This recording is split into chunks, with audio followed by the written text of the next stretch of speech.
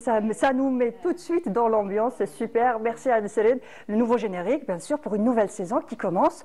Et aujourd'hui, on est le mercredi 30 octobre 2024. On est en direct, bien sûr, avec vous jusqu'à 11h30, bien sûr. Ma famille, ma vie, c'est une émission qui vous est dédiée à vous et c'est fait avec vous et grâce à vous et votre avis est important. Donc vous avez le téléphone, il ne faut pas oublier de nous appeler parce que c'est important et c'est pour vous qu'on fait tout ça. Donc aujourd'hui dans l'émission, on va parler, l'émission est dédiée à la découverte de soi. Oui, est-ce que vous vous êtes déjà demandé pourquoi certains comportements semblent irrationnels, voire étranges? Pourquoi certaines personnes réagissent de façon excessive ou pas du tout? Alors, il s'agit probablement d'un mécanisme de défense et on va savoir un petit peu plus ce que c'est que les mécanismes de défense, à quoi ils servent, quand c'est mauvais, quand c'est bon, avec nos invités. J'ai le plaisir de recevoir Dr Mimi Zolbrot. Vous êtes psychanalyste, bonjour et merci d'avoir accepté notre invitation. Merci de m'avoir invité. Avec nous aussi, Madame Latifa Bouzbit, vous êtes coach personnel, bonjour et merci d'avoir accepté aussi notre invitation. Bonjour Mounia et merci à toi.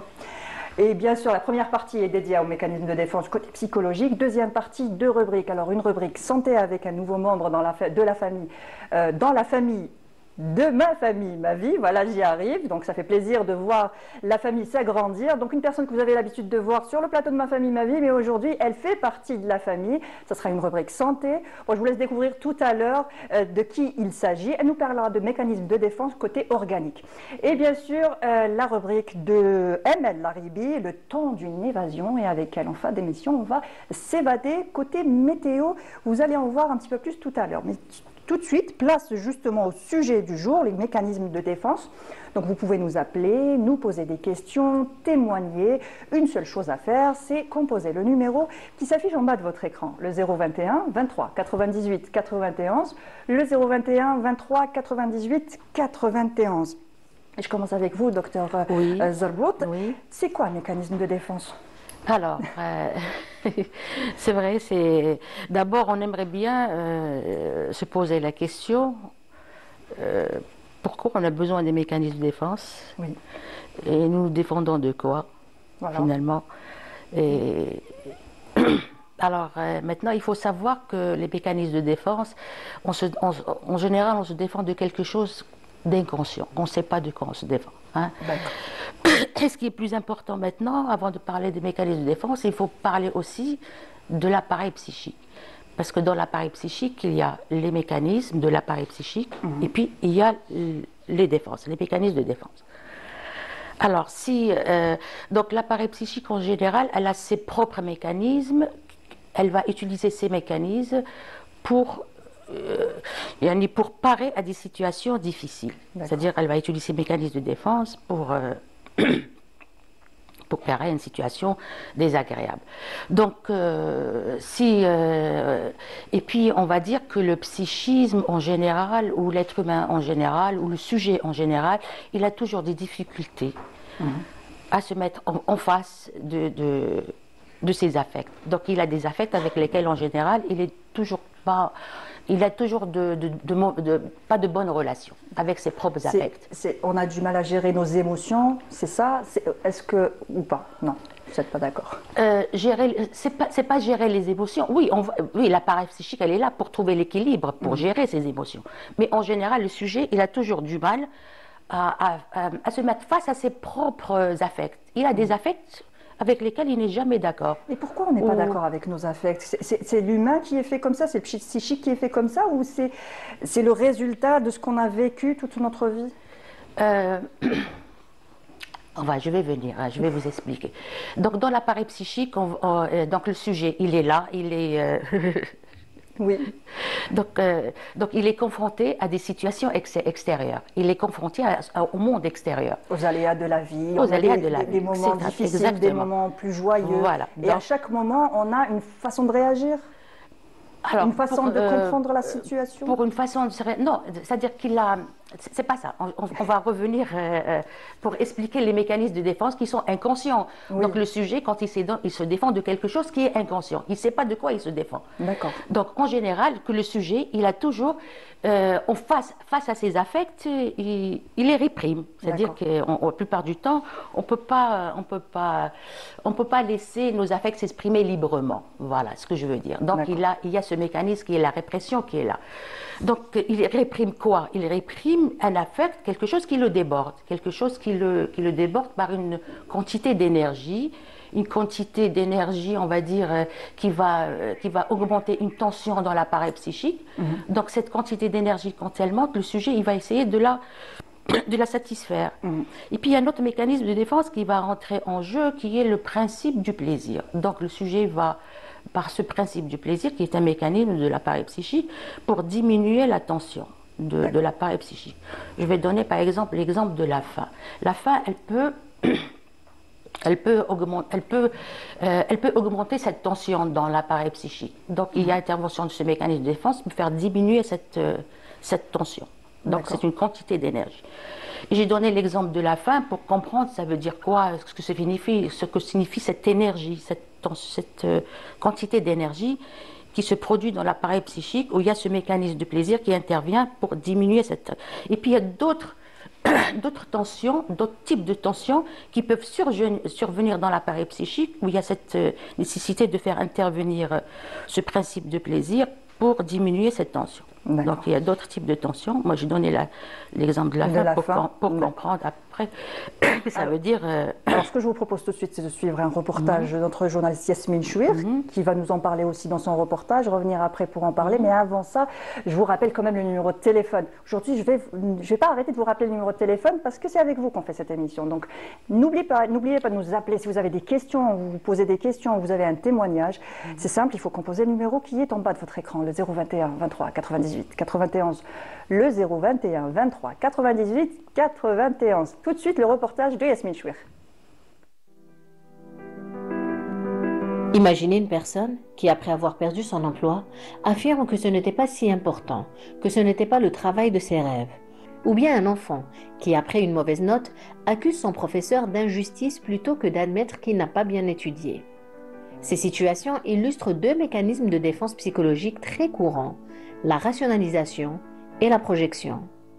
Dans la vie de tous les jours, sans même nous en rendre compte, nous utilisons ces mécanismes pour nous protéger contre des émotions douloureuses ou des réalités inconfortables. Mais qu'est-ce que cela signifie réellement et comment ces mécanismes influencent-ils nos comportements? Les mécanismes de défense psychologique sont des stratégies inconscientes développées par l'esprit humain pour faire face à l'anxiété, au stress ou aux conflits internes. Prenons par exemple le déni. Une personne peut refuser de reconnaître un fait difficile, comme une maladie grave ou la perte d'un être cher, préférant ignorer la réalité plutôt que de l'affronter. C'est une manière de gagner du temps avant de pouvoir accepter la situation. Ensuite, il y a le refoulement, où des souvenirs, des pensées ou des désirs sont enfuis dans l'inconscient. Cela permet d'éviter de ressentir de la honte ou de l'angoisse face à ces pensées inacceptables. Toutefois, ces émotions refoulées peuvent parfois ressurgir, notamment sous forme de cauchemars ou d'angoisses inexplicables. Le déplacement, lui, consiste à rediriger ces émotions négatives vers une cible plus facile à atteindre. Par exemple, une personne qui a été réprimandée par son supérieur peut se montrer irritable envers ses proches, plutôt que de confronter la source réelle de son malaise. D'autres mécanismes, tels que le mécanisme de rationalisation, permettent de justifier des comportements ou des décisions en leur donnant une explication logique, mais souvent déconnectée de la véritable cause. Par exemple, après un échec à un examen, une personne pourrait expliquer qu'elle n'avait pas vraiment envie de réussir, plutôt que d'admettre qu'elle n'a pas suffisamment étudié. Il y a aussi la projection. La projection est un mécanisme courant où une personne attribue à autrui des pensées ou des émotions qu'elle refuse de reconnaître en elle-même. Quelqu'un qui ressent de la jalousie, par exemple, peut accuser les autres d'être jaloux à son égard, se protégeant ainsi de la culpabilité de ressentir cette émotion. Ces mécanismes de défense ne sont pas toujours négatifs, bien au contraire, ils jouent un rôle crucial dans la gestion de nos émotions, nous aidant à traverser des moments difficiles et à préserver notre équilibre psychologique.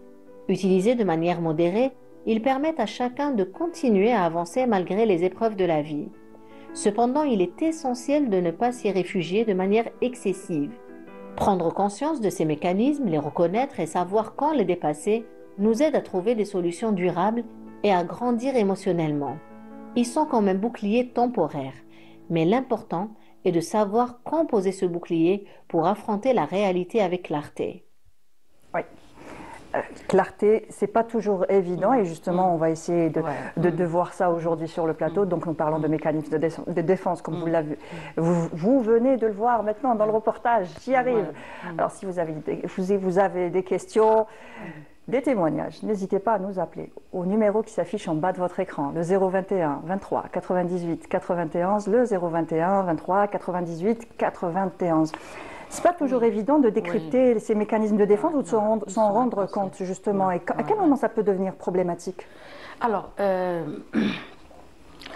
tout à l'heure, je continue un petit peu ce que je viens de commencer. Nous avons parlé tout à l'heure du principe du plaisir qui intervient dans l'appareil psychique pour diminuer cette tension. Parce que le sujet, il a des désirs, il a des tensions tout le temps. Hein. Ça fait partie de l'être humain.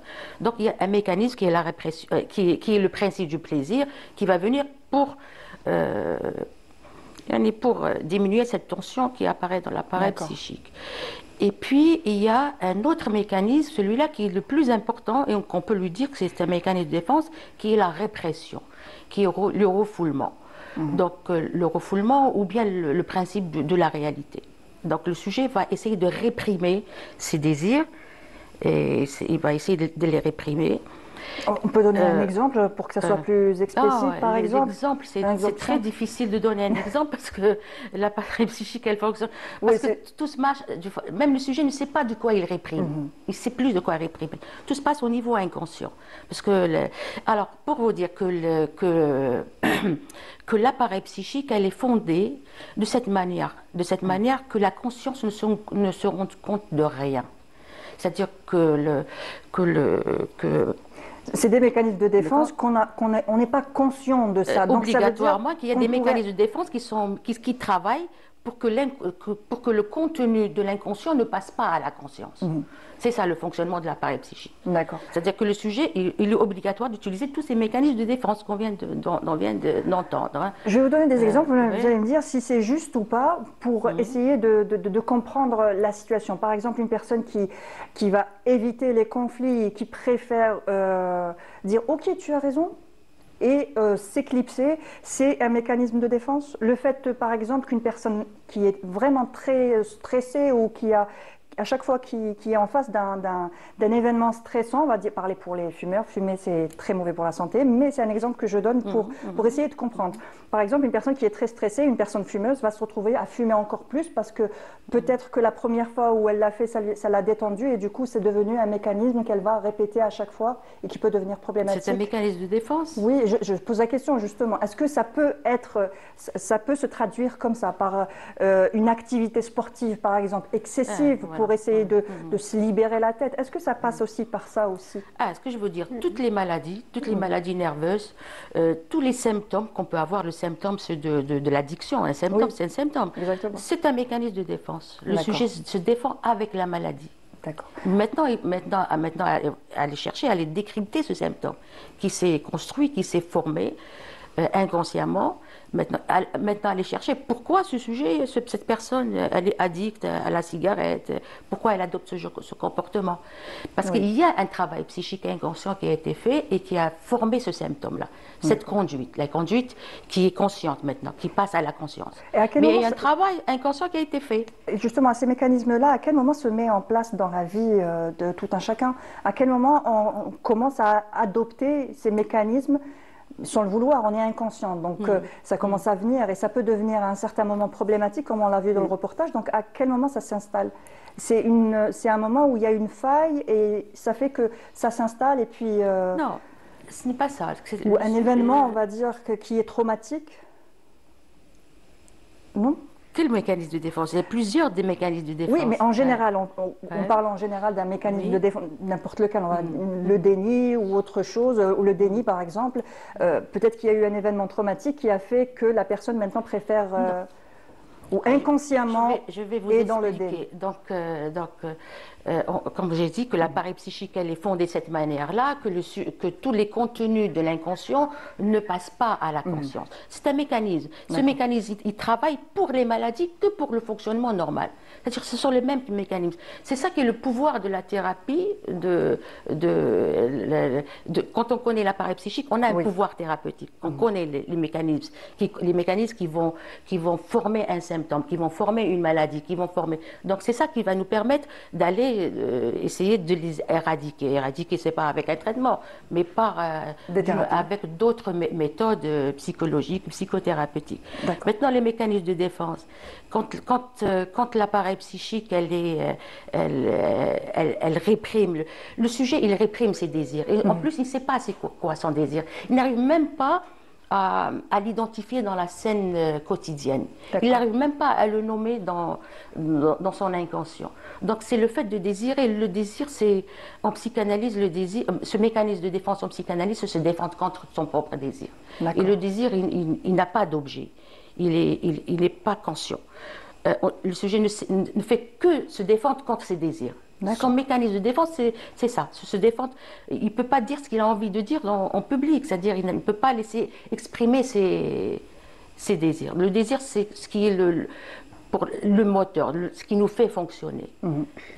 C'est les mouvements pulsionnels qui sont là, et le sujet il est toujours là pour réprimer ses pulsions. C'est ça les mécanismes de défense. Il ne peut pas se laisser... Pour pouvoir... se fondre dans la masse, trouver dans la société, trouver son équilibre. Il doit satisfaire des choses pour trouver son équilibre. Exactement. Et puis, si je reprends l'exemple du fumeur, donc le fumeur, il a trouvé un compromis, c'est-à-dire il a trouvé une satisfaction qui, des fois, on trouve une satisfaction dans laquelle on souffre. Oui. Et pour lui, c'est une satisfaction, parce qu'il a trouvé un compromis contre son désir, parce que son désir ne peut pas s'exprimer. Il a trouvé une voie, et puis il y a deux mécanismes qui vont, parce que les choses ils vont se transformer avant d'arriver à la conscience. C'est-à-dire qu'il y a deux mécanismes qui rentrent en jeu, qui est la condensation et le déplacement. Le sujet va, avant que les choses vont se transformer, de façon, ils deviennent masqués pour être acceptés à la conscience. D'accord. Et ça apparaît sous forme de symptômes, sous forme de comportement. D'accord, très bien. Alors, comment la compréhension des mécanismes de défense peut-elle nous aider dans notre développement personnel, Madame Bouzbid? Ah, complètement. Oui. Déjà. Parce qu'il faut arriver déjà à comprendre, oui. Ce n'est pas toujours évident, c'est clair. Tout à fait. Déjà, il faut arriver à comprendre qu'on a des mécanismes de défense et que ces mécanismes-là sont, comme disait Madame, c'est pour maintenir un certain équilibre. Quand on est en face d'une situation difficile, quand on est submergé par des émotions, je n'ai pas envie de dire négatif, mais désagréable, et qui vont faire que peut-être on ne va pas pouvoir agir d'une façon rationnelle en face de ces situations, face à cette réalité qui est dure, et bien, tac, il y a ces mécanismes de défense qui vont alléger cette souffrance, qui vont alléger ça veut dire l'effet de ces émotions pour pouvoir aller de l'avant et pouvoir gérer les situations difficiles. Donc déjà, il faut comprendre, on a tous ces mécanismes-là. Et ces mécanismes-là, tous comme on a eu des situations qui ont été déclencheurs de ce genre de mécanisme. Donc c'est ou pour nous protéger de la peur, de l'angoisse, du stress, ou pour éviter quelque chose. Donc on va se protéger de quelque chose, et puis peut-être protéger des acquis, et peut-être aussi pour éviter la souffrance. C'est en général pour éviter la souffrance. Donc dès qu'on a compris que ça existe, qu'on les vit, qu'ils sont là quelque part à court terme pour nous protéger, c'est bon. Maintenant, si ça devient récurrent, si ça fait des schémas répétitifs et récurrents, là, c'est pas bon parce que ça a l'effet contraire. Premièrement, c'est la compréhension. Deuxièmement, il faut aller les identifier. Par exemple, je vais vous dire, l'exemple, il est parfait, celui du reportage. du jeune homme qui ne réussit pas ses examens et qui trouve que c'est injuste. Et il vous dit, ah oui, mais moi si je n'ai pas réussi, parce que c'est injuste, parce que le prof nous a donné des cours qu'on n'a jamais fait, donc c'est jamais de sa faute. Donc il rationalise, il va vous expliquer, il va donner des justificatifs pour vous dire, ah oui, au fait, moi si je n'ai pas réussi, parce que c'est comme ça, c'est comme ça. Donc là, on ne se remet pas en question. On ne se remet pas en question, on se déresponsabilise. Alors que quand on va réfléchir, on va s'auto-observer et puis on va se dire, ah oui, au fait, j'aurais dû peut-être mieux me préparer, peut-être j'aurais dû faire plus d'efforts. Donc c'est tout ça, identifier et comprendre. C'est pas toujours évident, on ne peut pas toujours s'auto-s'analyser, analyser ses comportements. Non. Et souvent quand il y a quelqu'un qui nous dit pas comme ça ou pas comme ça, justement à ce moment-là, on risque aussi de se braquer et de ne pas pouvoir faire de la résistance encore. Ça devient de la réalité, ça devient sa propre réalité. Exactement. On va dire comme ça. Il trouve une satisfaction dans ce désir, parce que c'est une satisfaction qui a été remplacée par un autre mécanisme, qui a été transformé, et puis elle a été acceptée. Même si elle est dans la souffrance, elle est acceptée. Même si le sujet souffre, par exemple, si je trouve la phobie, dans l'obsession, le sujet, il a développé des symptômes. Il les garde. Il souffre, mais c'est une satisfaction, c'est une substitution d'un désir qui a été refoulé, qui a été réprimé. Donc, quand il arrive à la conscience, il arrive transformé, bien sûr, avant de passer de la conscience, de l'inconscient à la conscience, il y a un travail de transformation par deux mécanismes, qui est la condensation et le déplacement. Le sujet va déplacer cette énergie vers une autre énergie. Il trouve un compromis. Est-ce qu'on peut s'en rendre compte? Est-ce qu'on peut se dire, je crois que j'ai mal agi, ou je crois que j'ai... Est-ce que ça peut arriver du jour au lendemain, se dire, je me révise, je revois mon comportement, je revois peut-être que... Est-ce que ça peut arriver spontanément ou pas, mais sans l'aide d'un thérapeute ou d'un coach? Oui, si, on peut le faire. Et c'est pour ça qu'on parle de conscience de soi. On va prendre conscience et cette conscience de soi vient avec l'auto-observation, avec le fait de se remettre en question. C'est ça, c'est vraiment la remise en question. Ah, dans cette situation, peut-être que j'ai mal agi. Qu'est-ce qui a fait? Donc, on s'auto-observe.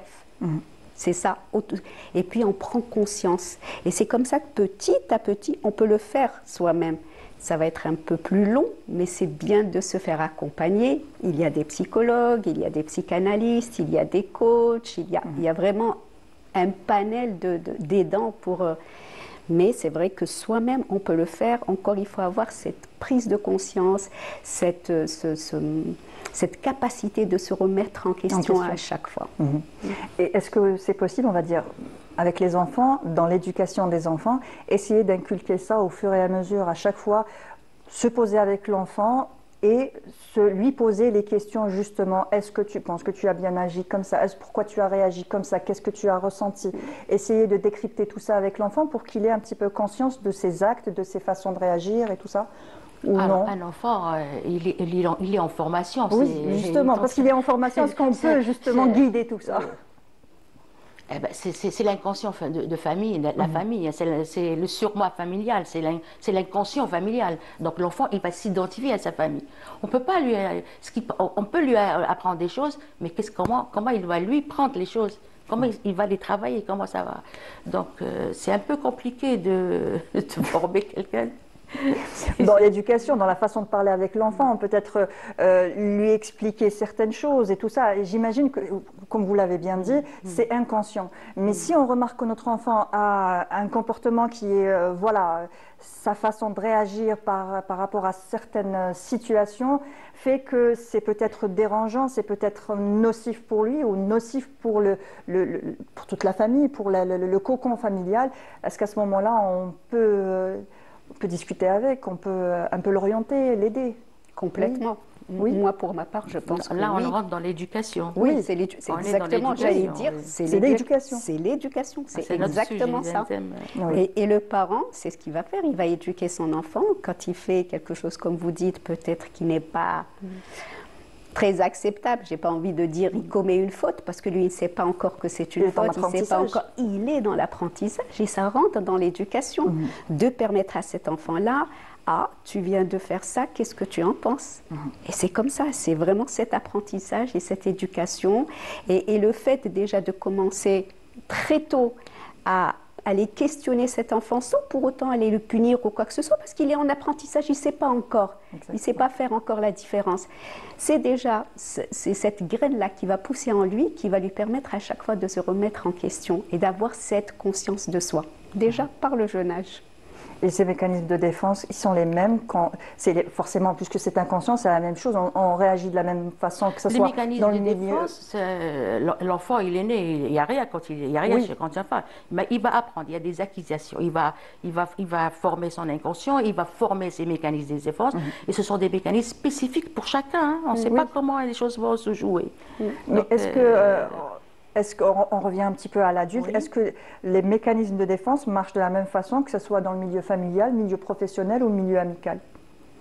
Ben oui, dans le sens où, forcément. Vu que c'est inconscient. Et après, c'est inconscient, c'est tout à fait inconscient. Par exemple, vous avez quelqu'un, un employé, qui une fois a été critiqué par son supérieur, et quelque part, pour apaiser cette émotion de peur et d'angoisse, qu'est-ce qu'il va faire? Il va s'auto-juger lui-même, il va rentrer dans cette peur, excusez-moi, et il risque même j'ai envie de dire, de faillir. Et puis, c'est même pas ça, il risque même d'aller faire ce qu'on appelle de la projection, aller juger les autres d'incompétence, parce que lui-même, quelque part, a été jugé d'incompétent. C'est vraiment des mécanismes qui s'intriquent, qui s'imbriquent, et voilà. Mais tout ça, toujours encore une fois, pour apaiser cette souffrance, pour apaiser cette tension. Et comme disait Madame, c'est pour garder un certain équilibre. Sûr. Vous parlez des mécanismes de défense dans la vie quotidienne, comment le sujet fonctionne. Donc on sait que dans la vie, c'est-à-dire que le sujet, dans l'appareil psychique, il y a le moi, le ça, le surmoi, et l'émotion, etc. Donc des fois, on a des désirs, hein, et on peut pas satisfaire de assouvir tous ces désirs, c'est on trouve des obstacles. On a un obstacle, qu'est-ce qu'on fait? Donc il y a le moi qui est au milieu, cette instance, le moi, puis on a le surmoi qui est l'interdit parental, parce que l'enfant, qu'est-ce qu'on lui a parlé? On lui apprend, il a un surmoi parental. On va lui dire, il y a des choses qui sont interdites. Donc on l'a intériorisé, l'interdit, terminé. Il est à l'intérieur de nous. Et puis il y a cette pulsion, ces mouvements pulsionnels, c'est le désir. C'est une particularité de l'être humain, le désir. Le désir, c'est le moteur qui nous fait fonctionner. Sinon, donc le sujet, des fois, il est confronté à ce conflit entre ces deux instances. Donc le moi, il va essayer de satisfaire les deux. Il va satisfaire le surmoi, il va satisfaire le moi. Il va trouver cet équilibre. Donc le sujet, il est tout le temps à la recherche de cet équilibre, de chercher les deux et s'adapter. Et puis, il y a des mécanismes, il y a plusieurs formes de mécanismes de défense. Il y en a plein. Par exemple, je vous donne le mécanisme le plus opérant, c'est la sublimation. Qu'est-ce que la sublimation? La sublimation, c'est un mécanisme où le sujet, il a ses désirs, c'est-à-dire cette pulsion, et qui va la détourner. Il va pas la refouler. Parce que quand on refoule, il y a le retour du refoulé. Il va revenir sous forme de symptômes. Et c'est une satisfaction d'un désir qui a été refoulé et qui est transformé par l'appareil psychique et qui revient sous forme de symptômes phobiques ou obsessionnels ou autre chose, ou avec des mécanismes un peu où le sujet souffre, mais lui, il souffre en même temps. C'est ça, c'est ça ce qu'il a eu. Bon, voilà, on va dire. Donc le sujet, il va trouver la sublimation. Donc il va détourner le but de la pulsion. C'est-à-dire il va dans une activité créative, intellectuelle, c'est-à-dire quelque chose de sublime. Hein. Donc la pulsion, elle est là, il la détourne vers quelque chose où il trouve une satisfaction. Hein, voilà. Et puis il y a l'autre mécanisme qui est la régression, qu'on retrouve souvent, cette régression chez l'être humain. La régression, c'est quelqu'un qui va pousser l'autre à se comporter comme un parent, pour qu'il se dédouane de sa responsabilité. par exemple, dans un couple, on va limite s'infantiliser et laisser la responsabilité à l'autre pour se dégager. C'est-à-dire, si on voit quelqu'un qui est au travail, il a des problèmes avec son supérieur, au lieu de régler le problème de façon mature et intellectuelle, il va bouder, il va pleurer, il va démissionner, voilà, c'est un comportement infantile en quelque sorte. D'accord. Il va fuir en quelque sorte, oui. C'est fuir en quelque sorte. C'est un comportement infantile. Oui. Et puis il y a des gens souvent où on remarque qui nous mettent dans des situations pour assigner le rôle de parent. D'accord. Dépendants, ils sont très dépendants en quelque sorte. Et puis il y a des mécanismes de défense, des phénomènes de défense. On a des mécanismes de défense de l'obsessionnel, il a ses propres mécanismes. Les mécanismes de défense de phobique, il a ses propres mécanismes. Il utilise ces mécanismes phobiques. Donc il y a une grande variété, un grand éventail de mécanismes de défense. Voilà, bien sûr. Chaque individu... Il a ses propres mécanismes. Si on prend les mécanismes de l'obsessionnel, c'est quoi? C'est l'isolement, c'est les formations réactionnelles, etc. Il a ces mécanismes de défense. Et on peut avoir plusieurs mécanismes de défense en même temps? Chaque l'obsessionnel, il a des mécanismes spécifiques, le phobique, il a des mécanismes spécifiques, le psychotique, il est dans le déni, il est dans le déni de la réalité, il ne veut plus savoir la réalité, hein, il est loin. Hein. D'accord. Voilà. À quel moment ça devient problématique, ces mécanismes de défense? Non, les mécanismes de défense, ils sont là pour équilibrer. Oui, à quel moment se passe le déséquilibre, justement? Est-ce qu'il y a un moment où il se passe le déséquilibre? Alors, le déséquilibre, quand il y a un symptôme qui apparaît. D'accord. Le symptôme, c'est quoi? C'est un symptôme, je ne sais pas, une maladie, un trouble du comportement, de mauvaises habitudes.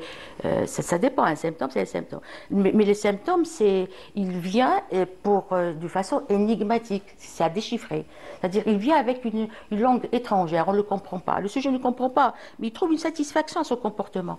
Si je trouve, par exemple, le drogué, il trouve une satisfaction. La procrastination, par exemple, voilà, ça peut être un symptôme. Mais à ce moment-là, on ne peut pas s'en rendre compte. Oui. Par exemple. Donc, il fallait le déchiffrer, il fallait le décortiquer. Il faut savoir décoder. L'analyser, voilà. Et est-ce qu'on arrive à le décrypter? Dans le travail psychothérapeutique, bien sûr. Hein. Mais est-ce on ressent un mal-être en soi, où on se dit, peut-être que je devrais aller voir un spécialiste? Ça se fait, oui, bien sûr, avec des méthodes bien particulières. Oui, tout à fait. Et le mal-être, je pense que c'est ça. C'est dès qu'on prend conscience qu'il y a un mal-être, dès qu'on prend conscience que ces schémas deviennent récurrents, deviennent répétitifs, et que quelque part, ils ne font plus leur fonction qui est la fonction initiale de ces mécanismes de défense, et qu'au contraire, ils sont en train de nous empêcher d'avancer, qu'ils sont en train de nous faire des blocages, qu'ils sont en train de nous faire des freins. À ce moment-là, quand on a cette prise de conscience, oui, je pense qu'il faut aller se faire aider ou se remettre en question et aller chercher pourquoi ces blocages, pourquoi ces freins. Et c'est ça qui fait toute la souffrance. Ça veut dire qu'on essaye de se protéger d'une certaine souffrance pour aller vers une autre souffrance. D'accord. Et on n'arrive plus à évoluer, on n'arrive plus à progresser, on n'arrive plus à aller de l'avant. Alors comment dépasser tout ça? Est-ce qu'il y a moyen de dépasser tout ça ou pas? Est-ce qu'il y a des solutions? Oui, mais il faut encore une fois s'en rendre compte. Si le sujet se rend compte Si l'entourage se rend compte, comment on fait à ce moment-là quand on a une personne dans notre entourage, un ami, un collègue, un parent, et on voit que ça ne va pas, et on voit que, surtout si il y a des personnes qui regardent aujourd'hui l'émission et qui arrivent à comprendre un petit peu, donc si vous voulez nous appeler, vous pouvez toujours le faire, le numéro va s'afficher, le 021 23 98 91, le 021 23 98 91. Donc, comment justement cette personne qui est inconsciente de cet état, peut-on l'emmener vers un spécialiste sans que ça soit un petit peu mal pris, que la personne ne soit froissée ou qu'il ne se passe... La personne, quand elle est en souffrance dans ses relations, elle est tout le temps en souffrance dans n'importe quelle situation, elle souffre, là, ça devient un problème. Elle a envie, elle demande de l'aide. Alors il faut suivre pour avoir cet équilibre, pour vivre, pour trouver la paix interne en quelque sorte. Voilà, c'est important. La thérapie, c'est là le but de la thérapie, c'est de trouver cette paix interne, de ne pas souffrir. Tout à fait. Et je peux vous donner un exemple. Tout à l'heure, vous en parliez de la personne pour la sublimation. Un exemple très simple. Donc la sublimation, c'est quelqu'un par exemple, ou plutôt de la... Oui, on va rester sur la sublimation. Donc, une personne qui a cette énergie d'agressivité, qui a envie de taper et tout ça, et qui sait que socialement, c'est pas... Voilà, c'est pas acceptable.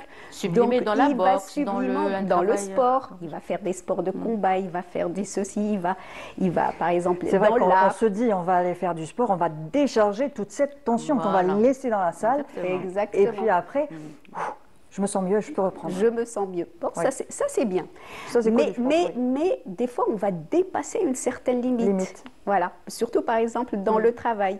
On va aller se donner comme un bourrin, comme ça, aller travailler, et on peut arriver au burn-out. Oui. Et ça, c'est une souffrance. Ça veut dire que, je parlais de sublimation, et on va aller sur autre chose. Le sujet trouve une satisfaction. Une satisfaction pour équilibrer. Qui est très mélancolique, etc. Oui. Et puis, il va sublimer en créant des associations pour aider les gens. Comme si cette souffrance, elle est sublimée voilà, dans des activités comme ça.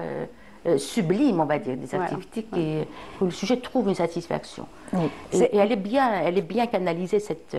Tout à fait. Le problème va se trouver quand on va dépasser une certaine limite et qu'on va rentrer dans une grande souffrance. Là, il faut prendre conscience que c'est bon. Là, il faut vraiment se prendre en charge. Ou personnellement, si on y arrive, ça va prendre beaucoup plus de temps, ou se faire aider, comme on disait tout à l'heure. Il y a des accompagnements, il y a des aides, il y a tout ce qu'il faut maintenant. Et si vous deviez donner un conseil aux téléspectateurs qui nous regardent aujourd'hui? Alors, moi personnellement, ce que je dirais, c'est qu'apprendre à prendre conscience de soi. C'est vraiment important. Et la conscience de soi aussi passe avec la connaissance de soi. S'auto-observer à chaque moment. Sentir ses émotions. Les laisser vivre en soi. Des fois, j'ai des colères comme ça qui m'arrivent. Sûrement qu'il y a eu un déclencheur, ça c'est clair. Mais aller laisser cette colère un moment et se laisser submerger par... Je sais que c'est pas facile, c'est une souffrance, je le sais. Mais c'est vraiment ça. Et c'est doucement, progression, pas par pas qu'on y arrive. Donc pour moi, c'est ça, c'est vraiment cette prise de conscience de soi et aller vers la connaissance de soi. D'accord. Docteur? Bien, quand on parle de mécanismes de défense, j'aimerais dire que ça se passe au niveau du cerveau.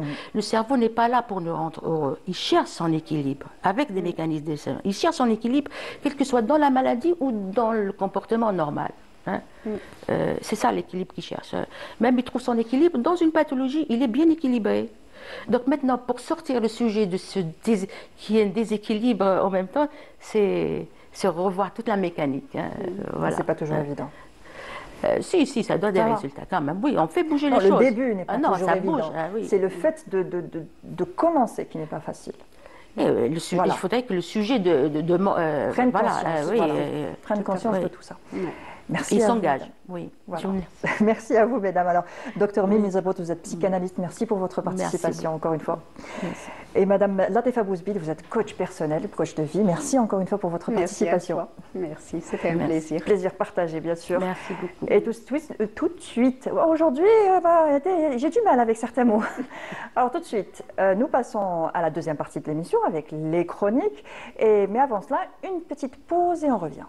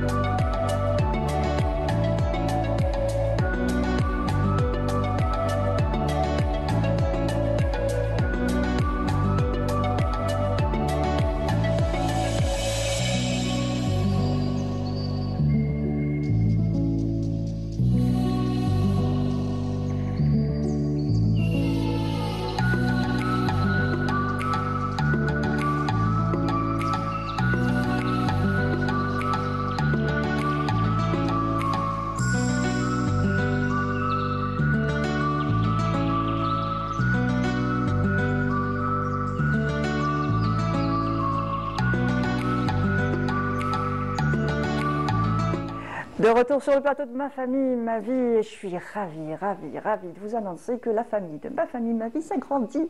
Il y a de plus en plus de membres et je suis ravie de te recevoir aujourd'hui, Ouided, avec nous pour la rubrique santé, conseil de l'expert. Ouided Agabi, bonjour et bienvenue à toi. Merci, bonjour Mounia, bonjour nos chers téléspectateurs. Je suis très contente et ravie de faire partie de la famille, ma vie. Ravie aussi, ma vie.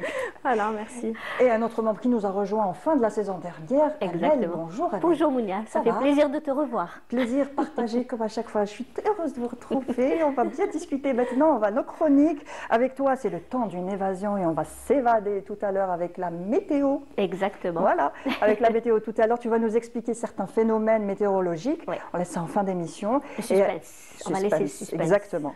Et avec toi, Ouided, on va parler de mécanismes de défense, mais cette fois-ci organiques. Tout à fait. Voilà, et ce sera juste après le jingle.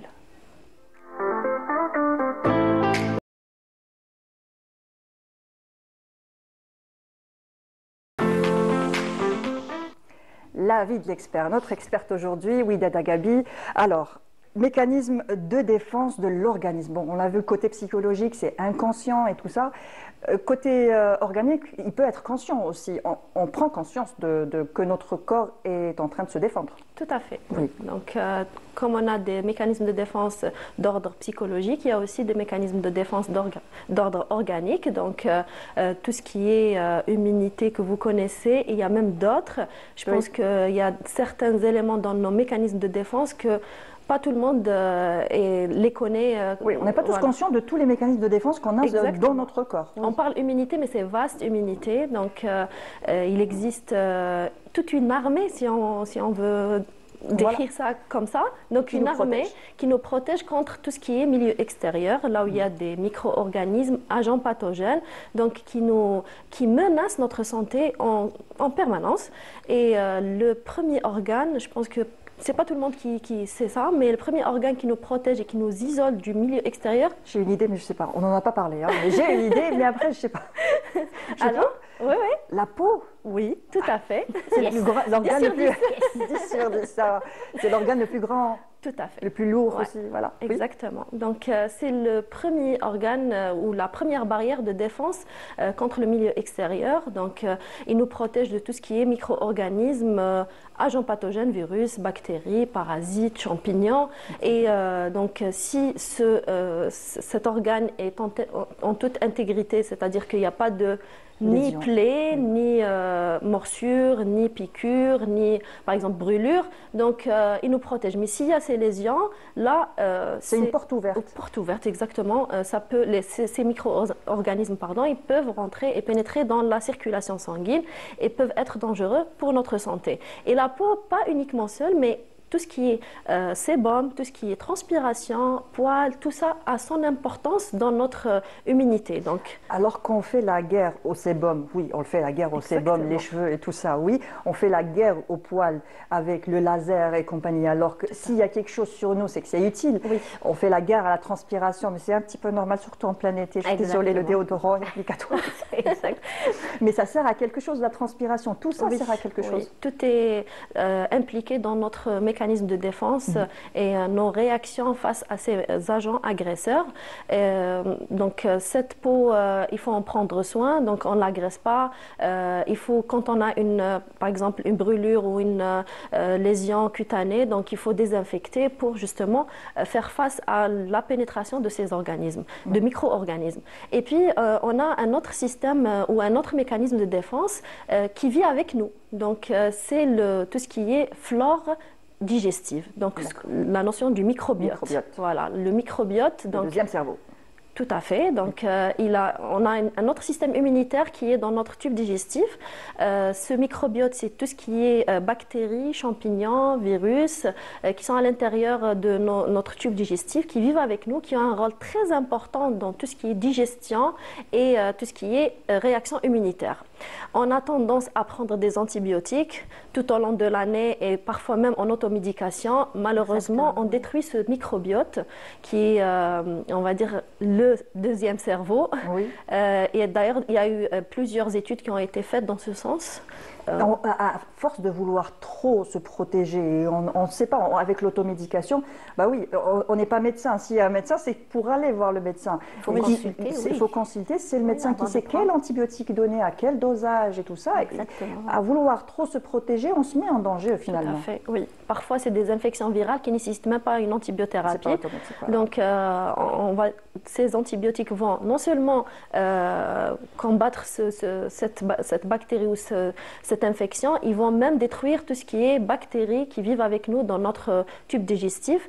Et il y a eu, je vous ai dit, plusieurs études qui ont été faites, tout ce qui est côlon irritable, colopathie fonctionnelle, diarrhée chronique. Donc, toutes les études vont dans le sens de ce microbiote qui est déstabilisé ou détruit.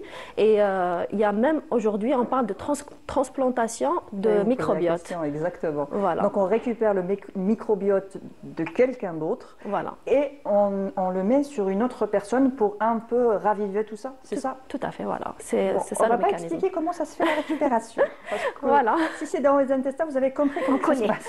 On connaît. Voilà. Mais ça règle des problèmes de santé. Voilà. Et il y a des recherches qui vont dans ce sens. Donc, c'est de l'actualité, le microbiote. On en parle même dans les congrès tout le temps. Donc, voilà. Et puis, il existe aussi le microbiote chez la femme, qui est le microbiote vaginal. Donc, il est aussi, il a les mêmes rôles, la même chose. Alors là, j'ai des tas de questions et je vois des tas de choses sur les réseaux sociaux, des tas de publicités pour des parfums, des savons, des crèmes, des muscs, le musc, voilà, il faut faire ça, musc tahara et compagnie. On est bien d'accord? Il faut pas. Donc, ça déstabilise toute notre flore qui existe, qui vit avec nous, qui est très très bonne pour notre santé, qui nous protège contre les infections urogénitales. Donc, d'ailleurs, il y a des femmes, par exemple, qui, quand elles prennent des antibiotiques, juste après, elle a une infection fongique. Donc, c'est des champignons. Et donc, ce microbiote-là a été déstabilisé par le traitement. Tout à fait, voilà. D'accord. Donc, ça se passe comme ça. Alors, le fait de se laver avec trop de savon, alors pour les femmes, justement, le fait de se laver parce que on en parle autour de nous et c'est dans notre quotidien. Oui, le savon, c'est important et tout ça, mais il faut dire que c'est fait de façon à ce que ça se nettoie automatiquement, que c'est tout à fait naturel qu'on est fait comme ça. Donc, trop de savon, les douches intimes, ce n'est pas conseillé, ce genre de choses. Il faut laisser la nature faire son chemin. Ça déstabilise notre pH et notre flore vaginale. On en voit encore pire que ça. Si c'était uniquement des produits cosmétiques, on va dire que c'est déjà pas bien. Il y a même des produits à base d'herbes. On en voit tous les jours. Donc, c'est des conseils de grand-mère ou je sais pas. Et avec la médecine parallèle, pour avoir des enfants ou pour avoir plus de fertilité, pour pouvoir tomber enceinte ou pour pas mal de choses. Alors, il y a cette herbe, il y a ce truc, il y a ce... Et non. Oui. On risque on risque justement... de provoquer des infections encore plus graves. Voilà. Donc, d'aggraver la situation. Et puis, on a le système que tout le monde connaît, qui est le système immunitaire. Donc, le système immunitaire qui est un mécanisme très complexe, mais fabuleux en même temps. Donc, il a un rôle très important dans notre vie. Il contient des milliards de cellules. Dans certains, ils sont capables de sécréter des anticorps et qui sont même dotés de pouvoirs de mémoire. Donc, si on a par exemple une infection, on rencontre l'agent pathogène la première fois, cette infection, notre système immunitaire va prendre plus de temps de la combattre, de détruire cet agent pathogène, et puis il va le garder en mémoire. La prochaine fois, si on va le rencontrer, on aura moins de symptômes. Ça sera plus rapide. Déjà mis en place. Voilà. Donc c'est le même principe des vaccins. Voilà, exactement. Voilà. Donc on a le virus inactivé, on l'introduit dans le corps. Le système immunitaire, il va développer des anticorps et ces anticorps vont nous protéger pour une autre infection. Voilà. On peut même ne pas sentir des symptômes. La fièvre, par exemple, peut être légère aussi. Oui. Mais la fièvre, c'est aussi un mécanisme de défense qu'il ne faut pas forcément combattre. Tout à fait. Donc, il y a des micro-organismes qui ne peuvent pas vivre dans des températures élevées. Voilà. Donc, le corps, la première réaction qu'il va faire, il va élever la température. Et 38 degrés, il y a des agents pathogènes qui peuvent vivre dans 38 degrés, mais 39-40, ça conduit à la destruction des bactéries ou virus. Parce que souvent, quand on a une fièvre, on prend paracétamol, voilà, pour ne pas dire de marque, de paracétamol ou un anti-inflammatoire. Voilà, justement, prendre un paracétamol, un anti-inflammatoire. Paracétamol. D'accord. Pas d'anti-inflammatoire. Voilà. Et on se dit, voilà, j'arrête la fièvre parce que c'est la fièvre qui est en train de me rendre malade, alors qu'on est en train d'encourager le virus ou la bactérie ou les agents pathogènes. Oui. On est en train de leur dire, bah, éclatez-vous, je vous baisse la température. Oui. C'est ça. Oui. C'est exactement ça, ce qui se passe. Donc, il faut laisser... Après, il y a un certain seuil à ne pas dépasser, surtout avec les enfants. Tout à fait. Donc, 40 degrés, surtout pour les enfants, ça peut être dangereux. Il peut conduire à des convulsions. Donc, il faut faire attention. Au contraire, il faut baisser. Mais 38, par exemple, c'est la réaction immunitaire de notre corps face à ces agresseurs. Voilà. Et je voulais juste dire par rapport au système immunitaire, donc, c'est un système qu'il faut entretenir en permanence. Donc, en prendre soin tout le temps. Donc, parce que c'est lui qui va nous protéger face à ce milieu extérieur. Exactement. Voilà. Et comment en prendre soin, par exemple? On sait bien que... Bon, il fait encore très chaud, il y a encore beaucoup de soleil, donc ça va, mais en général, on se dit en hiver, oui, on souffre. On se dit en hiver, on a moins de vitamine D, donc l'immunité est une cause, donc il faut prendre de la vitamine D. Est-ce que c'est une façon justement de prendre soin de son immunité, prendre tes vitamines, vitamine D par exemple? Ce serait bien d'en faire une rubrique pour savoir à quel moment en prendre, si on peut en prendre ou pas, et puis l'excès. De toute façon, même s'il y a du soleil, on a toujours un manque de vitamine D. On est en carence, malgré tout. Ça, on voilà. comprend pas pourquoi. Il y a des études qui sont faites dans ce sens, justement, ils n'arrivent pas à comprendre encore. C'est encore un mystère. Donc, surtout en Algérie, on a le soleil, mais tout le monde a un manque en vitamine D. On a tous une carence. Exactement. C'est pas normal. Peut-être qu'on ne s'expose pas aux heures qu'il faut et comme il faut. Et puis après, c'est aux scientifiques de trouver des solutions. Exact. Nous, on est là en train de vous donner justement ce que les scientifiques donnent comme solution et vous conseiller une bonne alimentation, du sommeil, une activité sportive et éviter la sédentarité. Alors juste, Mounia, tu as dit que c'était les compléments alimentaires, tout ce qui est vitamine D. Et tout. Je ne suis pas contre, c'est très bien, mais pas seul. Voilà, pas seul parce que ça sera inefficace. Donc il faut un sommeil réparateur, les heures de sommeil, il faut les respecter. Il faut une bonne alimentation équilibrée et saine. Il faut donc tout ce qui est éviction de stress, du sport, faire une activité sportive, donc activité physique, voilà, c'est très important. Et en parallèle, on peut prendre des compléments alimentaires parce que si on ne fait pas tout ça et on prend des compléments alimentaires durant la cure ou pendant la cure, on va se sentir bien. Dès qu'on arrête, ça va rechute, donc on reprendra le même état qu'au départ. Donc les deux en même temps, et puis pas seul avec le conseil du médecin. Voilà, très bien, c'est important. Voilà. On est arrivé à la fin? Alors, juste pour dire que le psychique, il retentit sur notre physique, il y a une connexion corps-esprit, donc il y a un chevauchement entre la santé mentale et la santé physique, et il faut en prendre soin des deux parce que dernièrement ou les dernières années, on est convaincu qu'ils sont liés. Avant, on disait que c'était deux entités séparées, mais maintenant, les deux entités sont en connexion. Exactement. Voilà. Si on est heureux, parfois même amoureux, on tombe même malade. Voilà. Il y a des hormones qui se sécrètent qui font qu'on est protégé, qu'on a plus de force pour aller passer notre journée de dur labeur. Oui, elle le dit bien, dur labeur.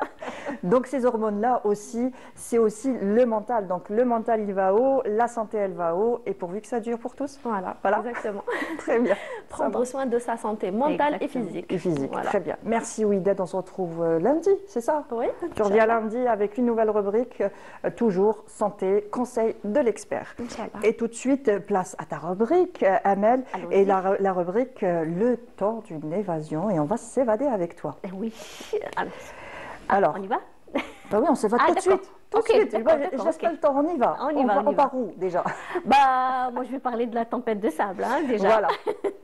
On va nulle part. Ça arrive en ce moment justement en Algérie, oui. Surtout hier déjà, on a eu des vents de sable du côté des hauts plateaux ouest et centre. On a eu des vents déjà assez forts, 80 km/h, qui ont engendré des échelons de sable. Mais avec le réchauffement climatique, on a eu des phénomènes météorologiques vraiment extrêmes durant cette année, la canicule, on a eu le grand froid, on a eu les inondations, les feux de forêt aussi, les ouragans, les cyclones. Mais ce qui nous intéresse aujourd'hui, bien sûr, c'est les tempêtes de sable. Donc c'est un phénomène météorologique qui est dû à des vents forts qui balayent les particules de sable, voilà. des particules de sable en suspension. Donc on les voit dans les zones arides ou semi-arides, voilà. Donc ces tempêtes, on les voit souvent dans l'Amérique du Nord, également ici en Afrique du Nord, l'Asie centrale, le Moyen-Orient. Il y a eu même un événement du côté de l'Arabie Saoudite où il y a eu des vents, voilà, c'est cette image je pense, où il y a eu des vents, vraiment des vents de sable, même on dirait un mur de sable. C'est effrayant, c'est limite l'image d'un film apocalyptique. Voilà. Oui. Ça fait peur. Hein. Et ça forme un mur de nuages, donc l'air s'assombrit, même la lumière, on n'a plus de lumière, on a l'impression qu'il fait nuit, donc l'air est étouffant.